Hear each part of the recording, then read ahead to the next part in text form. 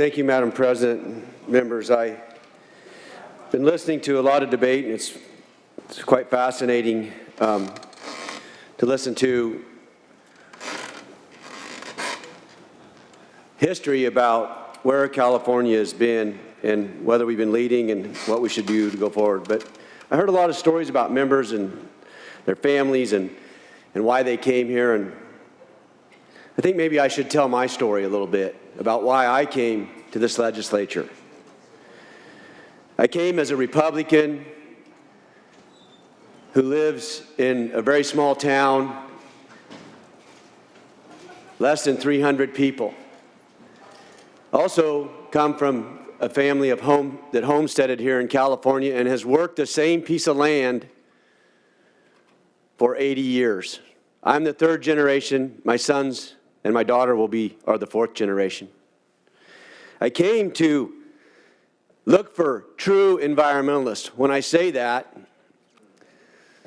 I'm not saying you're not an environmentalist, but somebody who will say we need to cut a tree because it's the right thing to do. Not because an environmental group tells you that it's the wrong thing to do. So I have had forestry tours. I've invited many of you to the district to educate, because I believe education of what is real and not what is not political will make the difference. And yes, I've moved lots of forestry bills through this legislature and been somewhat successful. But I voted against targets, which this bill is a target. There's really not a lot of substance in how we're going to get there. And for me, I don't have the trust that the legislature is going to do the right thing. Now, I push back on technologies that I don't believe will get us where we want to go. I will share with you to date, after AB 32, we have spent $8 billion, cap and trade dollars, on a train and have not laid 1 foot of track. 1 foot.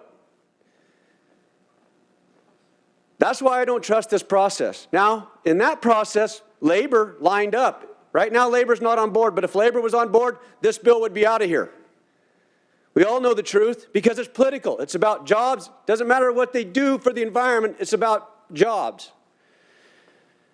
Sorry, I'm getting loud.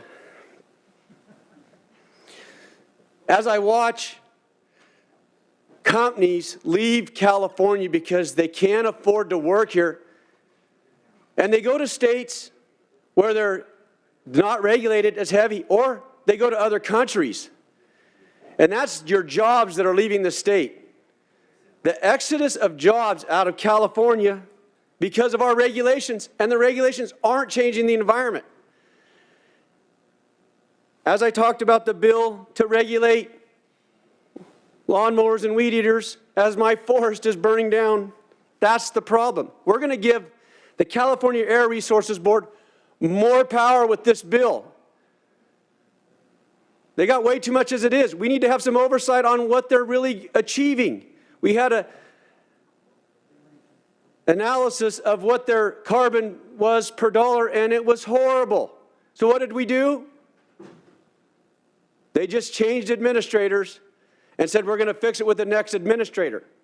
It's the same thing we've done on the bullet train. Every time it doesn't meet its performance, we change the director, and the next guy is going to fix the problem, and they don't fix the problem because it's a bad policy. I'm going to ask you a question. What was the wettest year on record in the state of California? I bet you don't know. In 122 years of keeping records, 2016 December and 2017 February were the wettest years on record in California. And we're in a drought right now. Our reservoirs were 105% of full 18 months ago.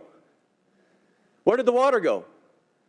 This administration released the water because there's enough water in our reservoirs to take California for 5 years.